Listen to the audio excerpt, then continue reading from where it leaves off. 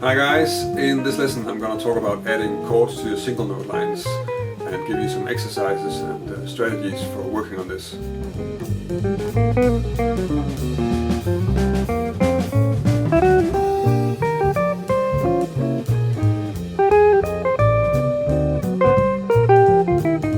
I never really came across any methods or lessons on how to add chords to your single note lines. So this is pretty much stuff I completely came up with myself, and it came from looking at how I work with this and how it's present in my playing, because the way I learned it was just to try and do it without really thinking about it while I was playing standards or simple progressions and stuff like that, and then just try to do that slowly to get it into my playing. But of course you could also look at it in a bit more of an analytical way, and that's what I'm trying to do here. So I'm just going to split this up in a few steps before I get to the examples and the exercises, just to add some philosophy or maybe a motivation for doing this. So the first thing I want to say is that the lesson is kept really simple. So I'm not working within a progression, I'm working with only one chord, an A minor 7, and I'm going to do the A minor 7 as if it's the second degree in G major. So that means it's A minor Dorian. So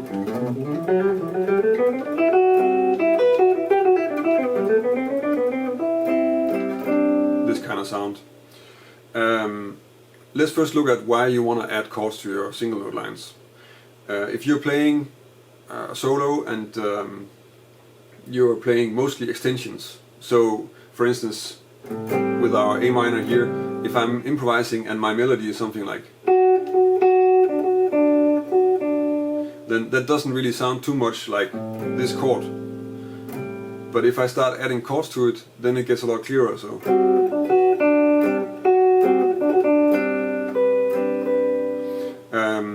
and in that way I can get away with playing stuff that's quite high in the extensions and quite vague, but since I'm adding chords under it, I'm adding all the basic part of the chord as a sound, and I'm sort of emphasizing that I don't mean to play with another chord of sorts. I really do mean to play this, and that's the sound that I wanna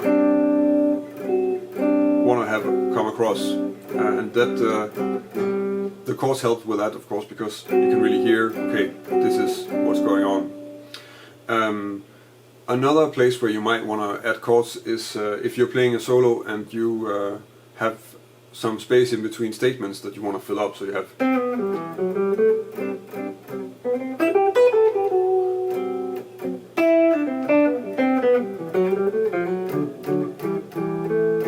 so something like this would work really well. So whenever there's a break in the melody that I'm improvising, I can add some chords to just fill it up, maybe give a bit of a sense of groove or something like this. So that's another place where you want to add chords. Lastly, you can also use it to emphasize certain notes. So if you have a melody and you want to have some notes standing out, then you can add a chord to them, because simply they're going to get louder just by adding the chord, because there are more notes.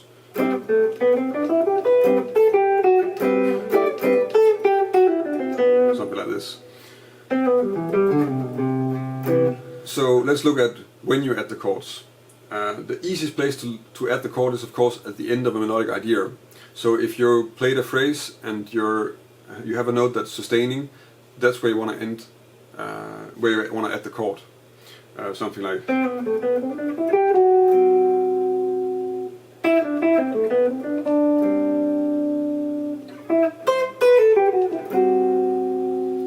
So these kind of places you want to add the chord, and you can hear how they then sort of bring out the melodic idea that you just played and make it harmonically a bit clearer. So the strategy for this is that you actually need to think ahead. So when you play a melodic idea, you need to know where you're going.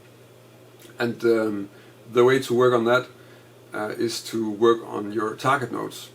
This is something that I made a lesson on already, and probably I'll be making more lessons on this in the coming weeks, because it's a very useful thing to work on melodically. It makes your lines more have more direction and sound much more logical. And actually for this it's also something you need, because when you're playing a line and you know where you're going, if you have a target note, you know that your line is going to end somewhere, and then you can sort of think ahead and actually have the time to add the chord when the line ends, or when right after it's ended, because you do need to be ahead with that. You can't just come up with it as you play. You do need to know, like, okay, we're gonna go to this note and I can put this chord under it, and that's what you need to train, which is what I'm hoping to give you exercises for in this lesson. So now that we know why you want to add the chords and what we want to achieve with them, and also that we have an idea about when we can do it, then we can start looking at exercises. The first exercise is quite simply just I took part of the A Dorian scale, so the G major over an A minor in this position. I'm not really in a position, because when you work on stuff like this, you do need to get to be free of positions a little bit. So I'm just sort of in the general area of between the second and the 8th fret, and then I harmonized the part of the scale that it makes sense to put chords on, because we can't really put chords under this anyway, partly because we don't have any strings under it, and also just because it doesn't really sound that nice when it's this low. It gets muddy and it wants to be the root.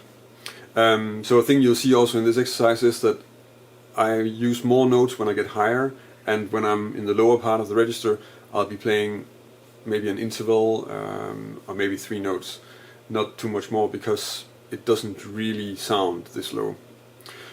So this is the first exercise.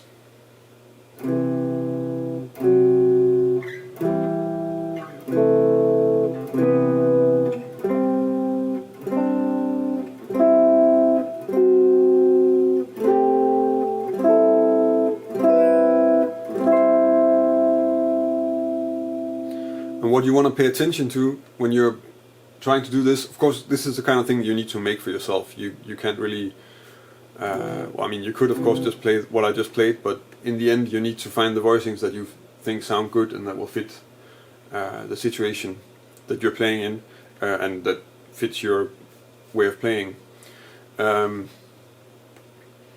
So what you need to try is to, of course, keep the melody note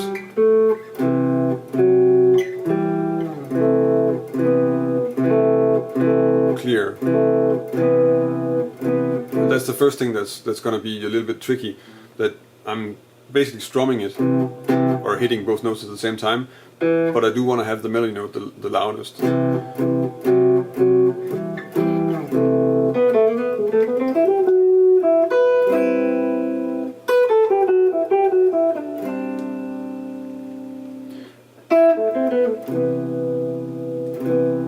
So the best thing to do is probably to record yourself and then try and see if you can work on that and get that down. That can be kind of tricky, and it can also influence the voicings you choose. Sometimes it's easier to choose other voicings to achieve that. But it's something that's so personal, it's kind of hard to really get into. As you probably also already noticed, is that when I'm playing the examples, it's very often that I'm not really playing the chord on the last note, I'm playing it right afterwards. At least that's something I noticed, and that's the reason why I made the second exercise, and that is playing the note and then adding the chord right after it. So that would be something like this.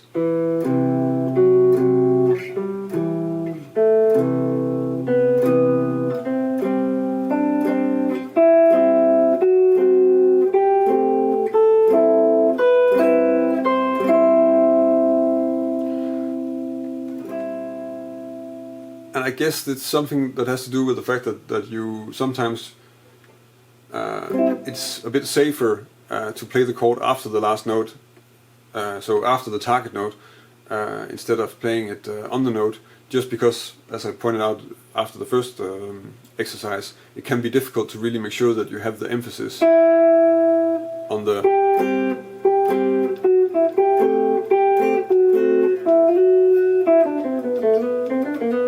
on that note. So you might ruin the line by not having the emphasis. I think that's why I do it anyway. So that's a good exercise to check out. So once you have these voicings in your system and that you can pretty much harmonize any note in the scale in this area, then you can start just messing around with playing some simple lines and trying to add chords to the ending of each phrase. Probably the way you want to do this in the beginning is simply to play rubato, so not in time, but really just.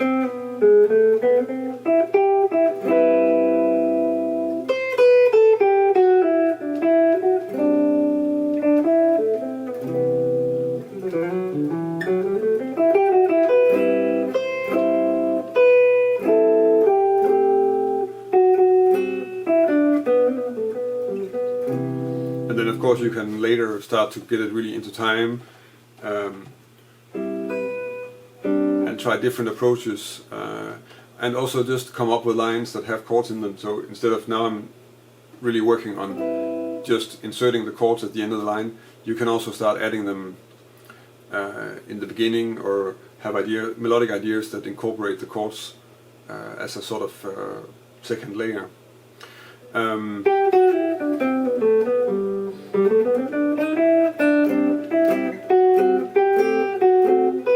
Something like that.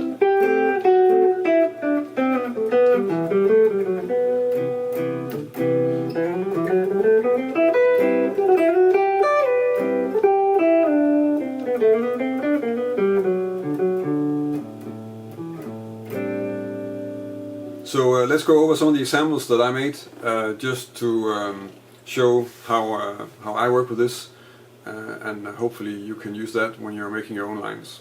The first example sounds like this.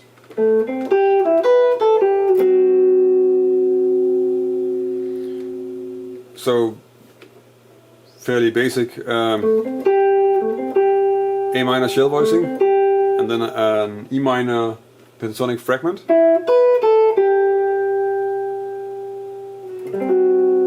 Ending on this A minor 13 voicing.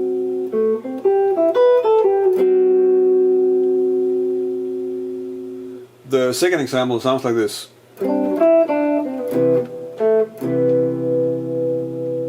So here I'm using the chords as a sort of accent a bit, I guess. So I'm starting with this A minor 11 voicing, and then I'm playing the scale fragment. And the last note, the B, is then also harmonized, so you get.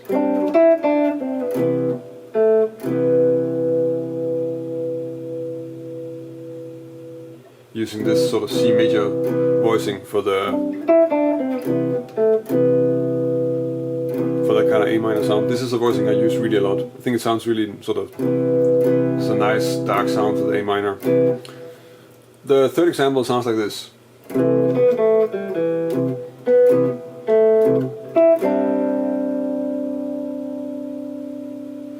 So here I'm trying to be a bit more polyphonic, or really use the chords as a sort of a second voice to fill up around the melody that I'm playing, especially in the second bar.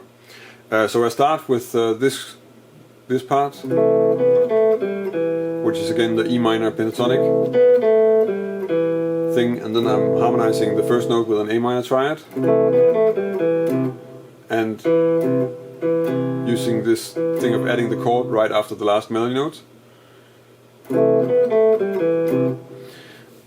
And after that I go into this sort of rhythmical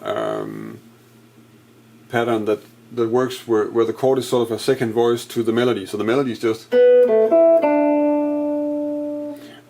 but the way I play it here, it comes. So adding the chord after each melody note, and then an accent to the last note of the melody.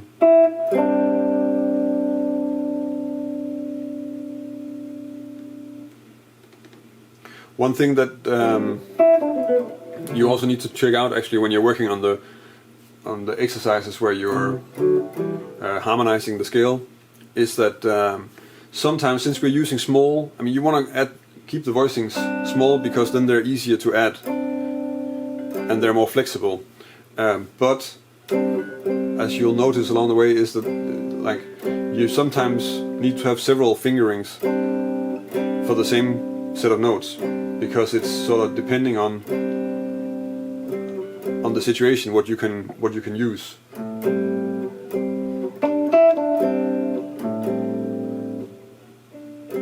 So depending on what I'm playing around this, I'll choose another fingering. So that was a bit of perspective and a few ideas on how you work on adding chords to your single note lines.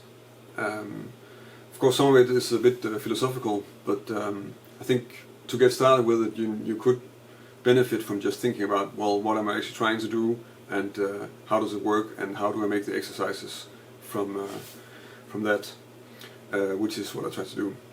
I'll try to make some more lessons where I'm gonna be using this on progressions, not just a single mode or chord, but that's gonna come later. So thank you for watching. I hope that you liked the lesson. You can of course like it here on YouTube, and you can also subscribe to my YouTube channel if you want to stay up to date with lessons that I'm making. If you want a PDF of the examples that I used here, then you can go to my website. There's a link in the description, and there you can also download it as a PDF, and you can of course also subscribe to my newsletter if you want an email every time I publish a new lesson, or put up some more scale charts or arpeggio charts or stuff like that. If you have any comments or suggestions for lessons or questions, then feel free to let me know in the comments on the video. You can of course also connect with me on Instagram or Twitter or Facebook or Google+, and let me know there. It's always nice to hear what you guys think, and if there's something that's unclear, or if you have suggestions for other lessons. So thank you for watching, and until next week.